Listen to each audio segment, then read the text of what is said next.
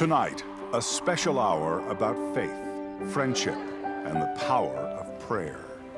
I ask myself why I am so blessed to be spared even one more day. He was a tough TV newsman, battling for life, so desperately ill, even his family felt hopeless. We hugged and cried and just held each other. Then his friends, his colleagues, even his viewers started praying for a miracle. Thank you, it's good to be back. Lance needed a miracle. We prayed for a miracle.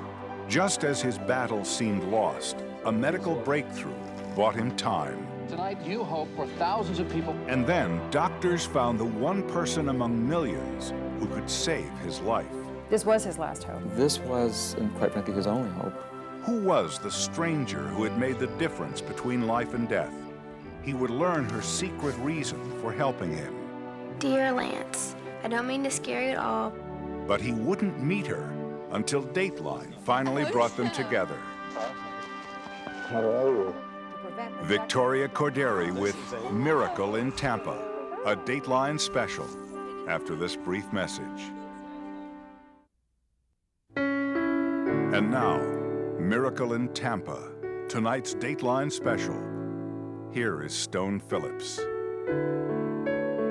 Good evening. Do you believe in miracles? According to a recent poll, more than 80% of Americans do. The man you're about to meet certainly does. A television news reporter in Florida. He was diagnosed with a deadly disease. When his station reported it on air, many of his viewers started praying for him. To survive, he would need a real medical miracle. He ended up with two, a powerful new drug approved in the nick of time, and a life-saving act of kindness from a perfect stranger. Here's Victoria Corderi. Here we go. Stand by. All right, Lance is in front of camera 8. Where do you need me to stand?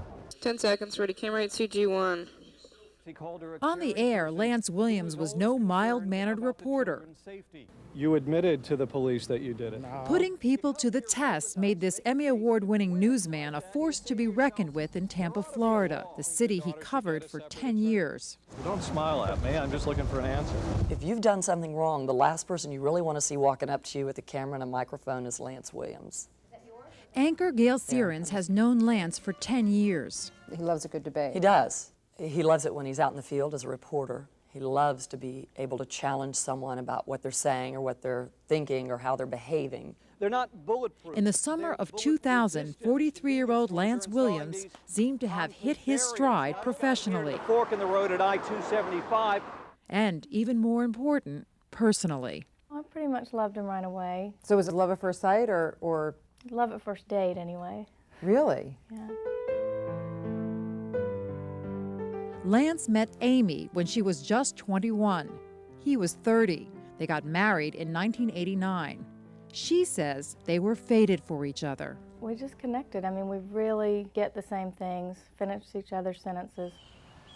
Lance Williams once described his wife as a steel magnolia, soft-spoken but tough. Amy says they shared the same values and the desire to have lots of children. 6 years ago, Amy gave birth to a son, Palmer.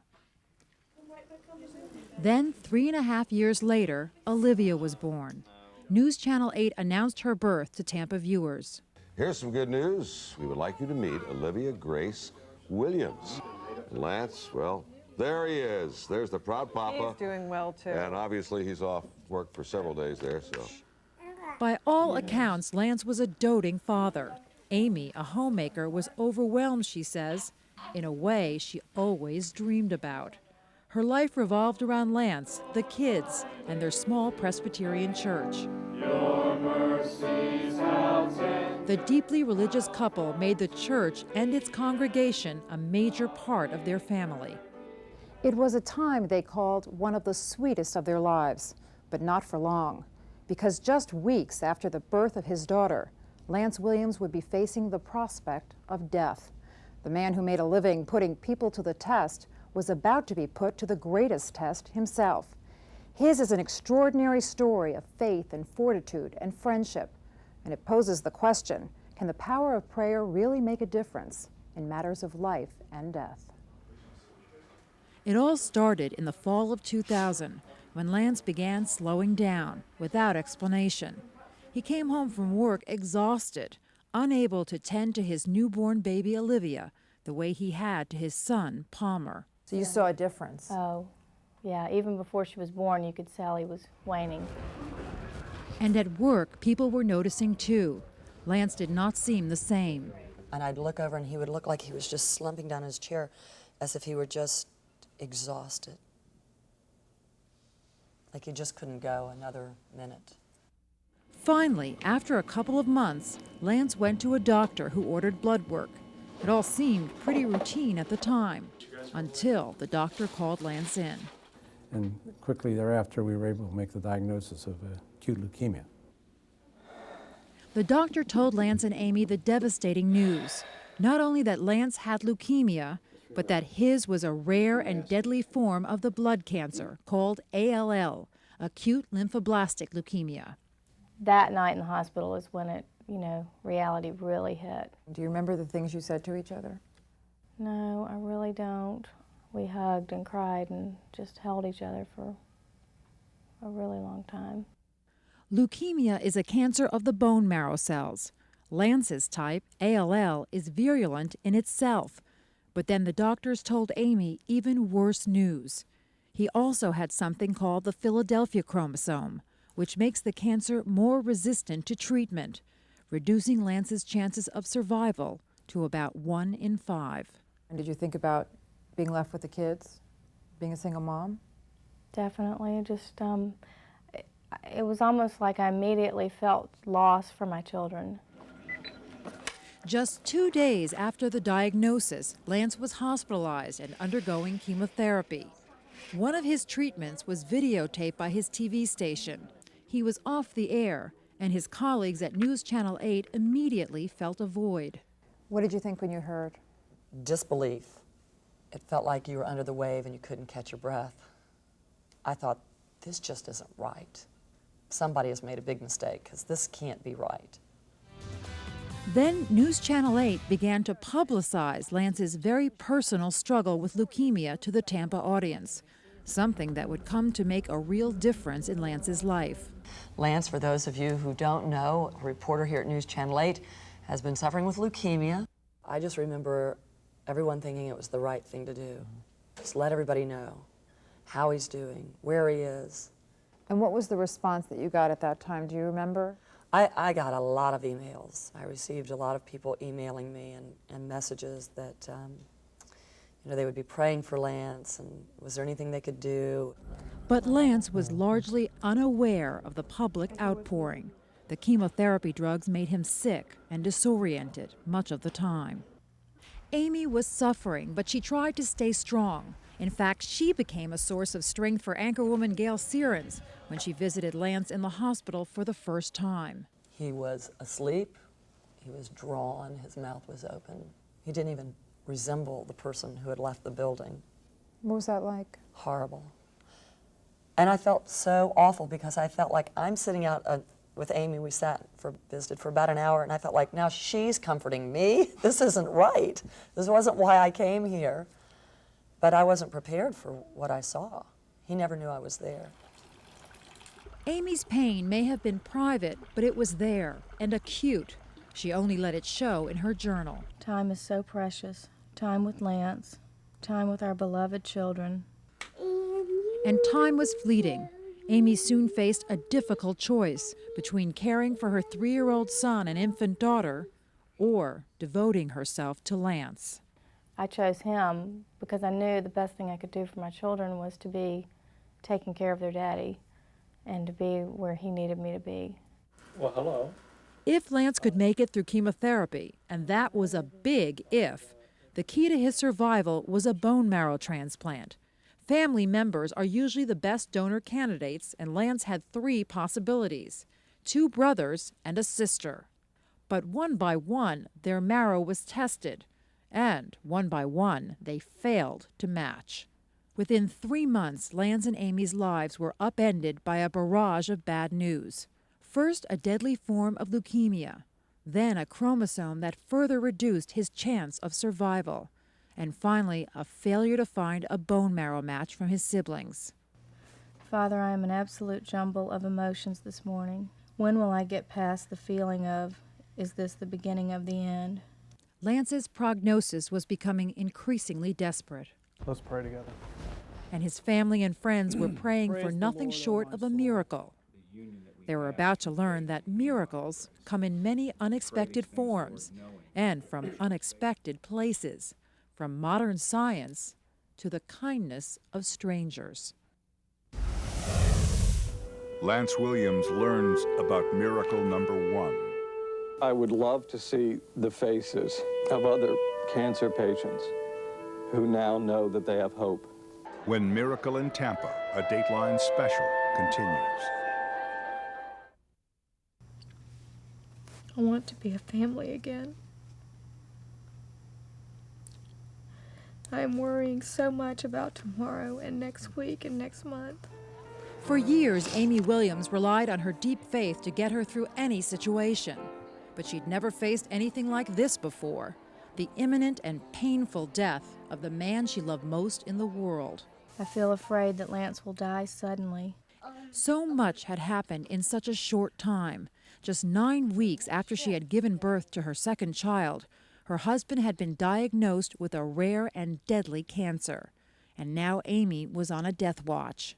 What do we have the drip for? An hour or half an hour? The chemotherapy, the chemicals that were supposed to be killing the cancer cells, began killing Lance as well. He was so sick he wasn't aware that friends from his church and his television station were rallying around his family in these desperate hours, pitching in to watch the kids, working in the yard, even doing home repairs. But most of all, doing this. Lord, we thank you that Lance's church prayed fervently for his recovery. And even his co-workers, hard-bitten journalists not known to clasp hands in prayer in the office, began doing just that. Anchorwoman Gail Sierens organized a prayer circle. We did it because Lance needed a miracle. And that's what we prayed for. We prayed for a miracle. We're doing a hard hit. Gail says she knew a prayer group was very much out of the ordinary for a newsroom. But she also knew how much Lance's faith meant to him. It started out as maybe 3 or 4. The next thing you know, we were circled all the way around the conference room, and we would always hold our hands and pray. Stand by. And it wasn't just the newsroom. With management's consent, Gail decided to make a public plea. We ask if you believe in the power of prayer, this might be a good time to say some prayers for Lance and for his family. It was great to say it, and because I mean, suddenly our little prayer chain up in our newsroom had expanded by hundreds of thousands of people.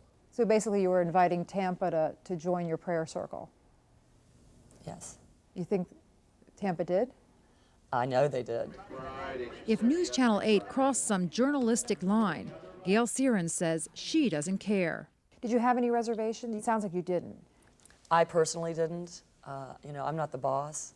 I didn't go look through my old journalism book and say, now, is this the right thing for a reporter to be doing? It didn't. At that point, it didn't matter to me. You couldn't not do it, especially in local television news. Your on-air personalities form personal bonds with the audience. Paul, it's what you said. News director Forrest Carr is the boss, and he was determined to do whatever it took to help Lance.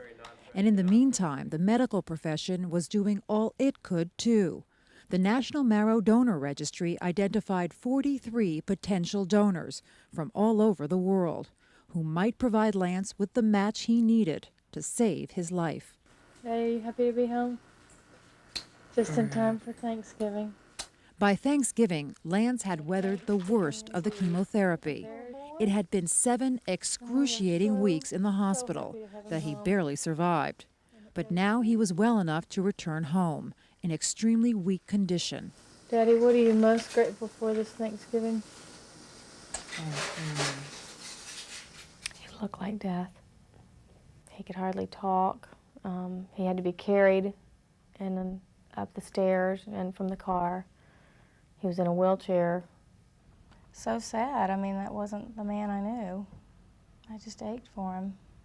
So excited to feed And her 3-year-old Palmer was aching too. What did you tell Palmer?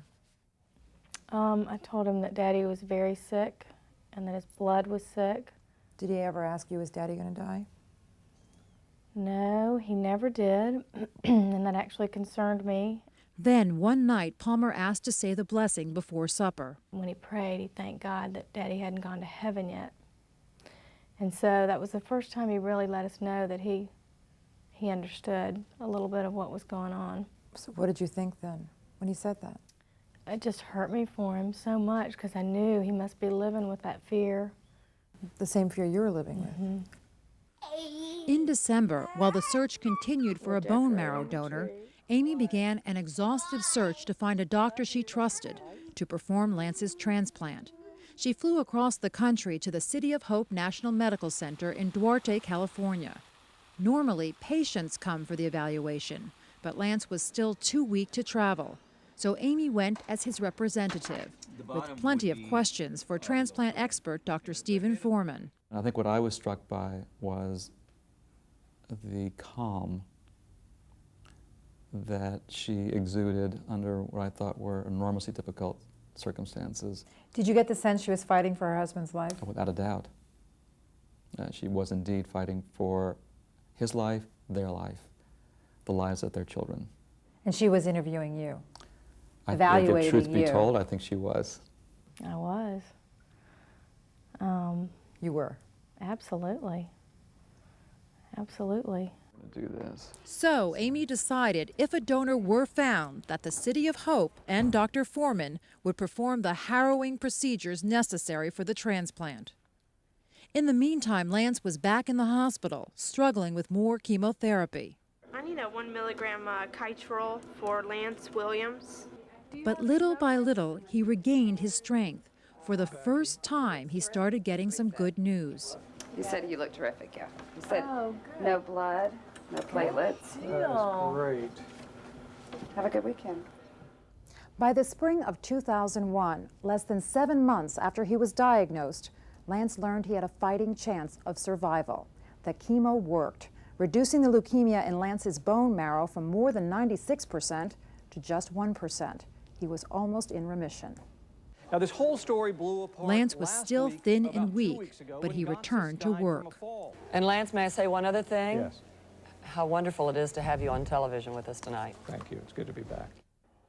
Lance wanted to stay busy while waiting for a bone marrow donor.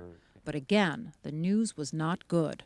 One by one, each of the original 43 candidates proved not to be an acceptable match. As time went on, I think we both grew pretty hopeless about that.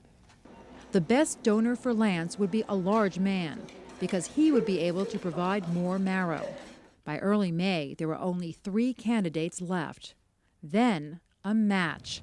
Lance's donor was not exactly what the doctors had told the Williams to hope for. She was a petite, 105-pound teenage girl. And she's last, almost last on the list of who looks good, so. But she was a near-perfect match, and also willing to go under anesthesia and allow needles to extract the life-giving marrow. Amy immediately wrote a thank you letter to the donor, who, according to the rules of the National Marrow Registry, had to remain anonymous. The registry forwarded the note. Amy also sent this family photo, which would have far-reaching consequences later on. Dear friend, I cannot imagine why a young woman of 19 cared enough to be a donor. I wonder if someone close to you needed a transplant. I so hope that we will one day meet. That good news, though, was overshadowed within hours by bad results from Lance's latest biopsy. The leukemia had surged again, which means the odds of surviving a bone marrow transplant were reduced dramatically. Lance was so weak he could never withstand another round of chemotherapy. But then, the very next day, there came a remarkable announcement. This drug has been engineered in the laboratory to target a single cancer-causing protein and, like a light switch, turn off its signal to produce leukemia cells. On May 10, 2001, the FDA approved a new anti-cancer drug called Gleevec. Gleevec was being hailed as a wonder drug because it could destroy cancer cells with very few side effects. But it had never been tested on Lance's type of leukemia. Regardless, Lance's doctors decided it was his only chance to battle the cancer into remission. Now, there have been a range of miracles in this whole story, but if I had to point to one, I'd point to that one. Tonight, new hope for thousands of people battling a deadly type of cancer. News Channel 8 told its audience about Gleevec in every newscast that night. Well, Bob, Lance is very excited about Gleevec, and so is his family. And Lance, the interviewer, became the interviewee. This isn't the percentage of cancer cells that causes you to be so sick. It's the chemo and the treatment. Right. He spoke not only about what the drug meant for him, but for possibly thousands of other cancer patients. I would love to see the faces of other cancer patients who now know that they have hope. This tough reporter was overwhelmed with the turn of events, and it showed on the air that night. And my wife to spend her life without her husband. So that... Gleevec is supposed to put cancer into remission, and if that happened, Lance would be able to undergo the bone marrow transplant. But it usually takes months for Gleevec to take effect, and Lance didn't have any time to waste. So he flew from Tampa to the City of Hope National Medical Center in California to get the bone marrow transplant without knowing if the Gleevec had worked. It was like the Hail Mary pass. He was just going out there and... He's either going to die right here in Tampa of leukemia, or, we'll hope the Gleevec has had some effect. Now, Lance's survival relied on a bunch of yellow pills, the expertise of doctors, and perhaps all the thousands of people praying for a miracle. It would take more than one miracle to pull Lance Williams back from the brink. His heart rate was going up, and they thought he was about to have cardiac arrest. When Miracle in Tampa continues. This is News Channel 8 on your side at 5. And now a remarkable update on one of News Channel 8's own who has been involved in the battle of his life over the past year. By now, News Channel 8's audience in Tampa knew all about Lance Williams and his struggle to beat his deadly cancer. They responded with calls, letters, and emails. And for some viewers, it was more than just a story. Lance, my thoughts, prayers, and hopes are with you and your family. Christine Lewis wrote that she'd lost her sister to cancer. At the same time, Lance was waging his war with leukemia. I just remember that story touching me to the core, that I needed to say something for cancer survivors, that I felt like Jane, my sister, was drawing me to say something. Christine waited anxiously, along with other viewers, to see if the Gleevec would help Lance. And soon she found out. Lance's first biopsy after arriving at the City of Hope was nothing short of astounding. We want to share some good news we received today about a member of our News Channel 8 family. Reporter Lance Williams, who is battling leukemia, is in complete remission. The Gleevec worked, but its effects are temporary. The remission would only last weeks, a few months at most. So his doctors had to act fast to prepare him for the bone marrow transplant. They'll shoot me up with more chemo and radiation. Amy left 10-month-old Olivia and 4-year-old Palmer in the care of her sister in Alabama, then flew to California to join Lance, who was about to undergo full-body radiation to destroy any leukemia cells that might still be in his body. Stephen Foreman was Lance's doctor. Was there a good chance that he might not even survive that? There was some chance he was not going to survive that, and that was my biggest worry. A week after the start of the radiation, which covered his throat and stomach in sores, Lance began intense chemotherapy that once again took him to the brink of death. Lance had to be raced to intensive care with a massive fluid buildup around his heart because of the chemotherapy. He had a number of problems: his mouth, his brain, his heart, his lungs. In fact, Lance was so weak, the family and the doctor had to decide whether or not to go forward with the transplant. And we made the decision together to proceed, in part because there was no other option. This was his last hope. This was, and quite frankly, his only hope. The night before Lance's transplant, News Channel 8's Gail Sierens once again made an on-the-air pitch for prayer. Please continue those prayers because they're being heard. I'll say. It was June 19, 2001, 8.5 months after being diagnosed with acute lymphoblastic leukemia. Lance was ready for the transplant. Lance was about to undergo one of the most dangerous procedures in medicine because doctors had to destroy his entire immune system to prevent rejection of the donor marrow. But as harrowing as the preparations are, the transplant itself is very uneventful. It isn't even surgery. A small bag of bone marrow like this one, donated by an anonymous teenage girl, was connected to an IV line and slowly dripped potentially life-saving cells into Lance's body. It was a snack-sized baggie, practically. I think it literally took 9 minutes. It usually takes 3 weeks for the transplanted bone marrow cells to start growing. But just 9 days after Lance's transplant, his body began shutting down. Fluid again building up around his heart. He was rushed to emergency surgery.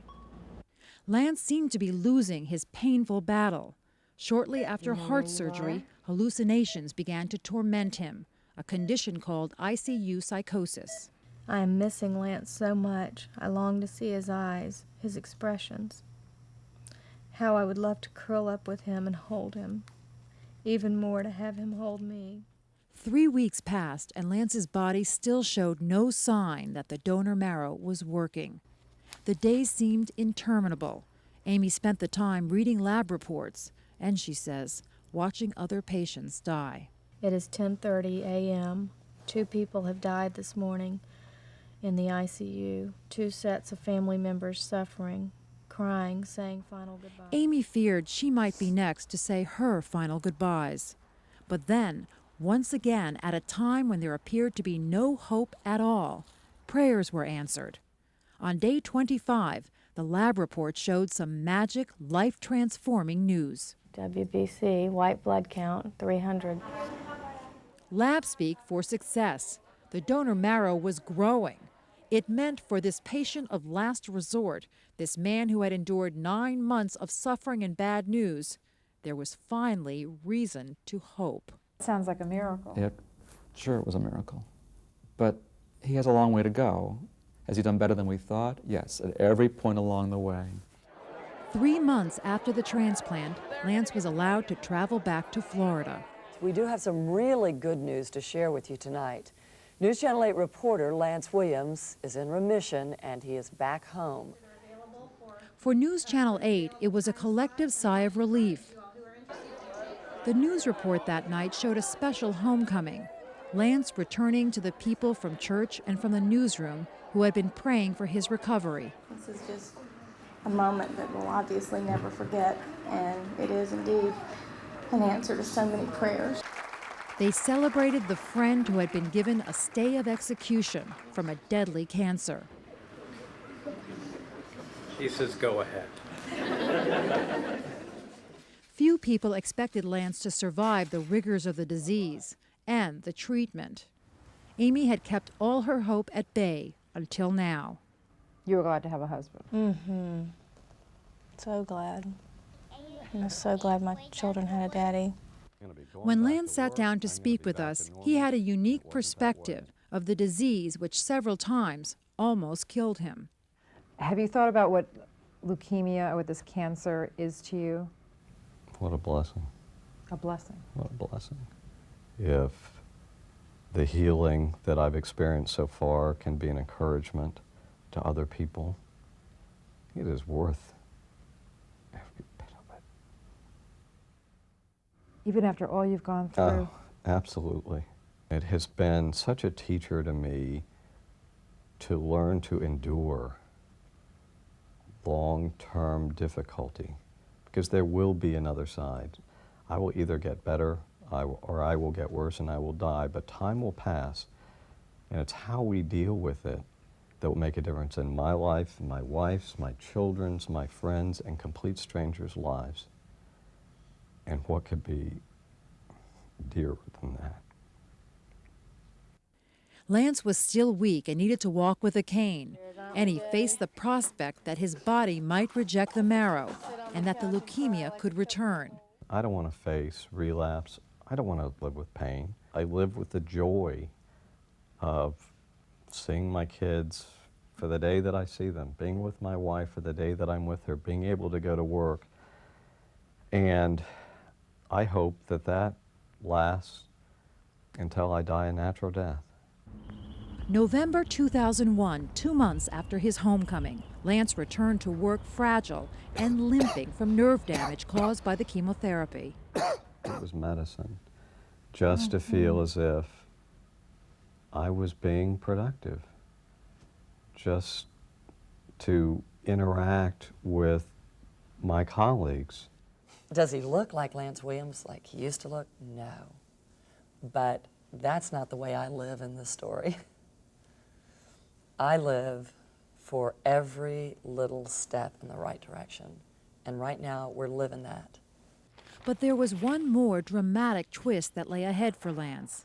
A message from the person who gave him a second chance at life. For Lance, his angel. Dear Lance, my name is Erin Wiles, and I was the one who donated the marrow for your transplant. Why a total stranger was inspired to become a lifesaver. This is the person that is largely responsible for saving my life. What do you say to somebody like that? When Miracle in Tampa continues.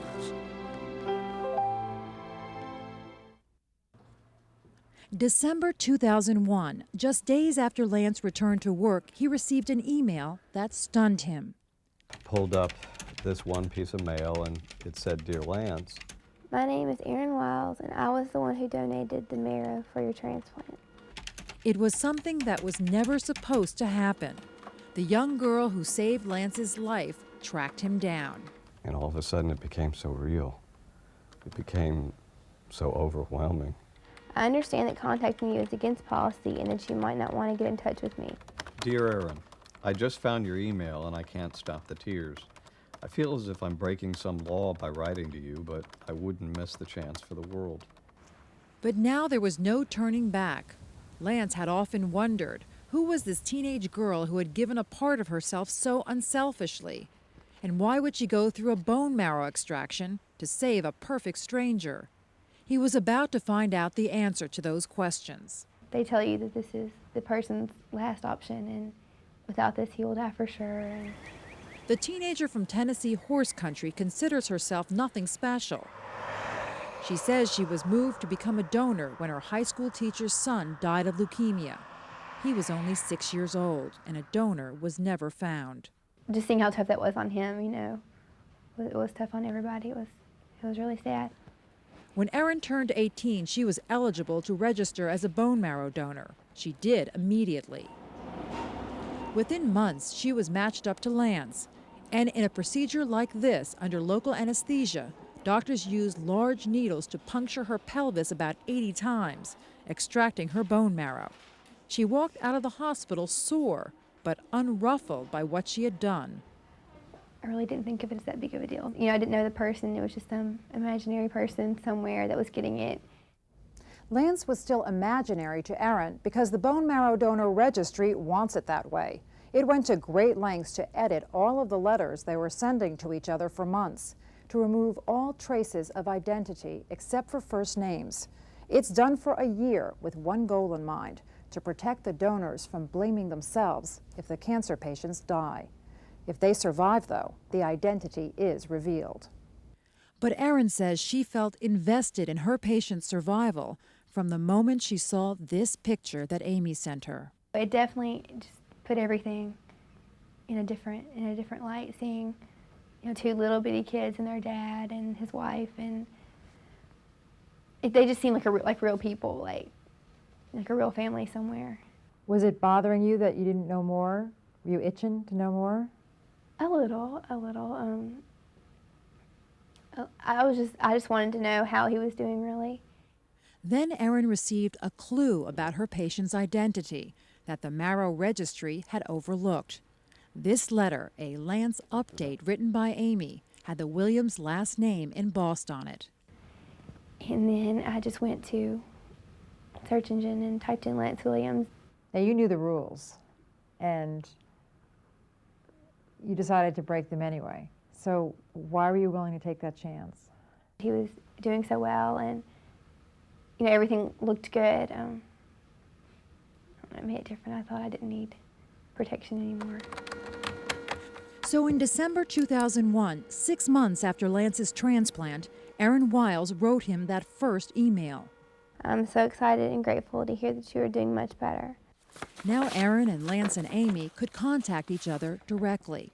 And that was the beginning of an intense email and letter writing relationship between this tenacious Tennessee teenager and the Florida family to whom she'd given a second chance. You think about the connection you have? You know that that person was used not to give you a second chance, to give you a second life. And you know there's nothing you can ever do or say to adequately express to them how grateful you are. Soon, Lance would get the chance to show Erin just how grateful he was. This is the person that is largely responsible for saving my life. What do you say to somebody like that? Hi, how are you? The Williams family meets their angel for the first time when Miracle in Tampa continues.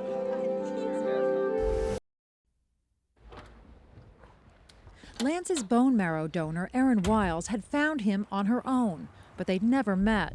So we made that happen. Dateline flew Erin to Florida. I'm getting a little more nervous. Lance and Amy waited anxiously. It's as if I'm meeting a long-lost sibling or a parent that I never knew. This woman is now a part of our family. I'm really excited. There she is. Should we come? Let's go. Hi, how are you? Good, how are you? Welcome. Hi. How are you? I'm doing great. Thank you so much for coming. This is Amy. So glad to see you. Y'all too. For the past year and a half, News Channel 8 reporter Lance Williams has been in a battle for his life. He's fighting leukemia, and a couple of times it almost won. But a bone marrow That night, News Channel 8 viewers who had been praying for Lance's recovery learned about this special meeting and saw a man with gratitude and hope that he'll see his children grow up. And as Amy said, my prayer is that you would dance at your daughter's wedding. Anchor Gail Sierens, Lance's good friend, was overcome with emotion. Erin Wiles signed up to be a donor because of a 6-year-old boy she knew and died because there wasn't a donor. You were barely able to speak. What was happening? When he said, what he really wanted to do was live long enough to dance at his daughter's wedding. For him to just say those words said to me, he lives with those thoughts all the time, and I almost couldn't bear that. But for Erin and Lance, this day was anything but sad. It was the beginning of what they hope is a lifelong friendship. In fact, Lance helped Erin get an internship at News Channel 8. And last summer, she lived with the Williams family. And so you were an answer to their prayers. And they were to mine too at the same time. Lance says his prayers were answered many years ago when he met Amy. She really is the hero of this story. There's not a week that goes by that I don't think, why would God bless me with her or with my children? Okay, all right. Those who love him, his family, his friends, try only to dwell in hope for his survival. I don't want to lose my friend, Lance. He has so much to give this world. He's just getting started. Lance, though, prefers to focus on the extraordinary fact that he's alive today. And I ask myself daily why I am so blessed to be spared even one more day. And I think that even if I died tomorrow, think of all the days I have been given to be with them. Who is richer than I? He knows knows he lives with some cold statistics. Even with a successful transplant, he has just a 60% chance of living more than 5 years. That doesn't faze Lance Williams, though. After all, he believes in miracles.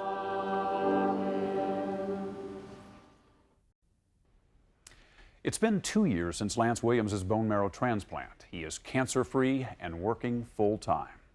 Erin Wiles is about to start a second summer internship at Lance's TV station, and she plans to stay again with the Williams family. Each year, only about half of the 3,000 Americans who need bone marrow transplants are matched with a donor. To find out how you can register to become a bone marrow donor, visit our website. The address is dateline.msnbc.com. That's Dateline for now. Join all of us at NBC News next time for another edition of Dateline. I'm Stone Phillips. Good night.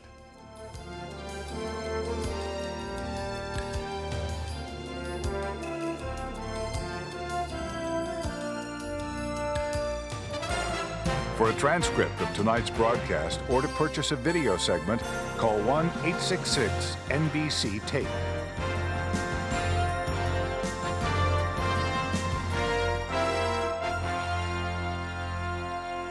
Saturday on Today.